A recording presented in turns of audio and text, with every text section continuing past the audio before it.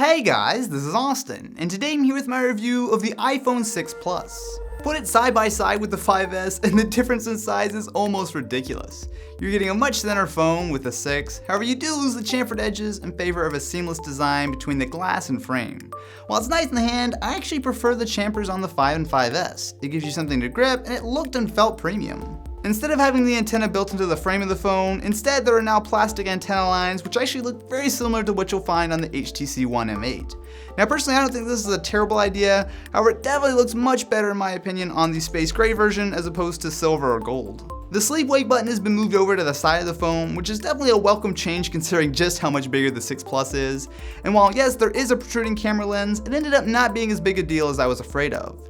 So yes, when you set it down on a table, it will wobble just a little bit if you touch the top. However, for the most part, it's really not a big issue, and the camera lens seems to be at least a little bit protected by that metal ring around it, so I wouldn't really worry too much about it getting scratched up. Now don't get me wrong, the 6 Plus is still a very nice slab of aluminum and glass, however it has lost a little bit of the specialness of the previous design. Just a little bit of a step backward in my opinion. In return though, you have a much larger screen measuring in at 5.5 inches, big enough to nearly fit the entire iPhone 5S in it. Because of this, there's no way of getting around it. The 6 Plus is a huge phone.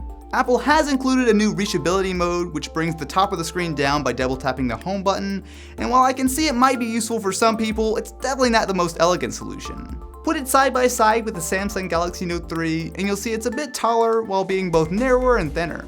In real use, it feels about the same. It's pocketable and usable on a daily basis, but this is definitely not a phone you want to use with one hand. My friend Jenner from Your Average Consumer did a great video getting people's reactions to the 6 Plus, which you guys can check out in the description, but it does border on too big for a lot of people. In return though, you're getting one of the nicest screens on any phone period. The 1080p resolution is just right for a screen of this size in my opinion, and you're getting great viewing angles and excellent color reproduction. Compared with the iPhone 6, you're getting a bigger, higher resolution screen that while it's not an enormous difference, is definitely noticeable when you're doing things like browsing desktop sites. Just like when the Retina display first came out, while basically all apps will work on the 6 Plus, those that haven't been updated yet are just being upscaled, which definitely looks a little fuzzy compared to an app that's actually meant to be running on this 1080p screen. System apps like Safari are fully up and running with the new screen, and they do give you a split landscape view kind of like an iPad in a few places. However, most of the apps that I use every day could definitely use an update to support the new screen. Speaking of the iPad, there's actually a new landscape mode for the home screen, which while it's a nice option, it can be a bit weird to pull your phone out of your pocket and have the screen upside down or sideways. Inside both the 6 and 6 Plus, you're looking at an Apple A8, which sports a 1.4 GHz dual-core processor, 1 GB of RAM, and a quad-core PowerVR GPU. Now this might not sound like much compared to quad-core Android phones clocked twice as high, however don't let the specs fool you.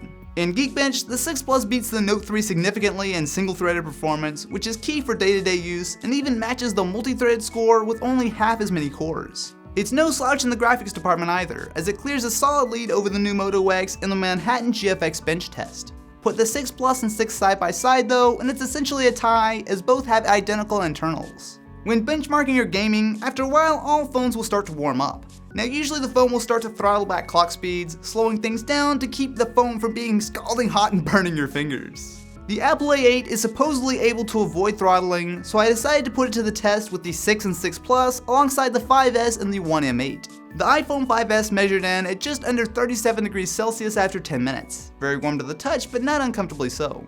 The One M8 topped out just a bit higher, still not unusable, but definitely on the warmer side.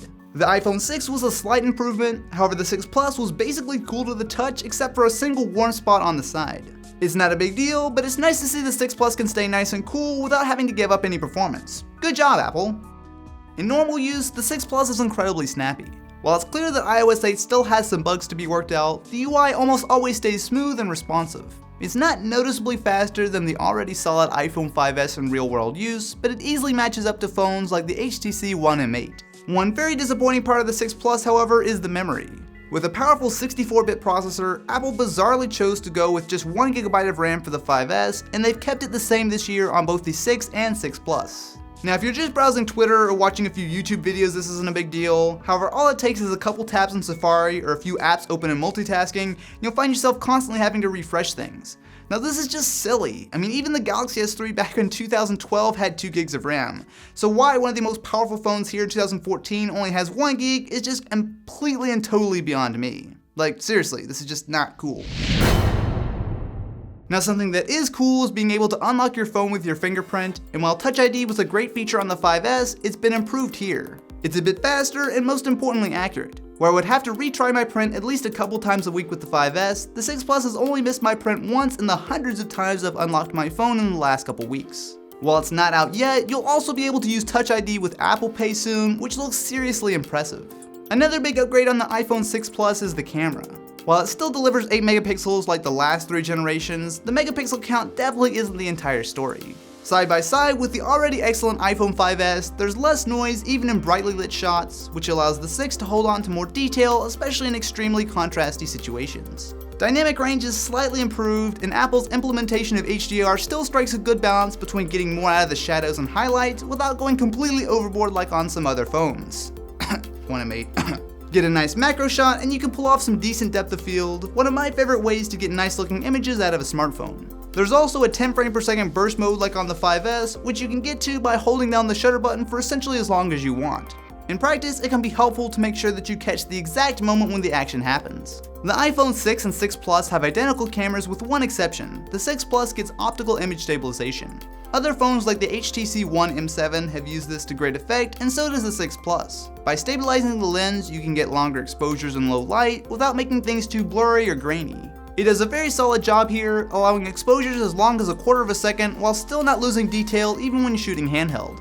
In extremely low light, even the stabilization can't solve everything, but the camera does do a good job of holding on to detail even when pushed to ISO 2000. Easily one of the biggest make or break features for me on a phone is the camera. One of my favorite things is to go out and spend an afternoon Instagramming.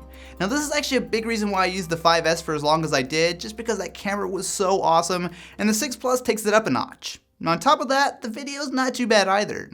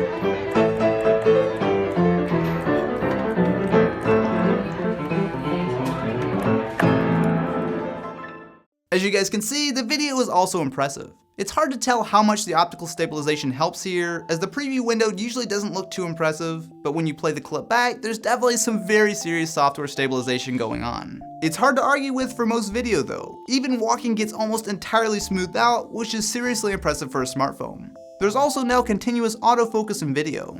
It's a big step forward compared to before where you just didn't have any autofocus in video, and while it does do a good job of tracking subjects, it isn't quite as smooth at transitioning as I'd like.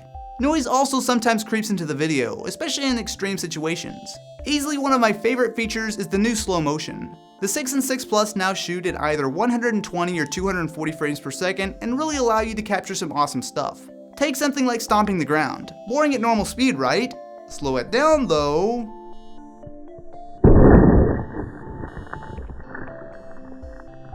While the 6 Plus won't be replacing my video gear anytime soon, it actually is the best slow motion camera that I own, and it's more than good enough for grabbing a quick shot when I'm on the go. One new feature on the 6 and 6 Plus are new speakers. Interestingly, it seems to be slightly different between devices. The 6 gets louder but lacks bass, where the 6 Plus doesn't quite match the loudness, but it does sound a bit more balanced.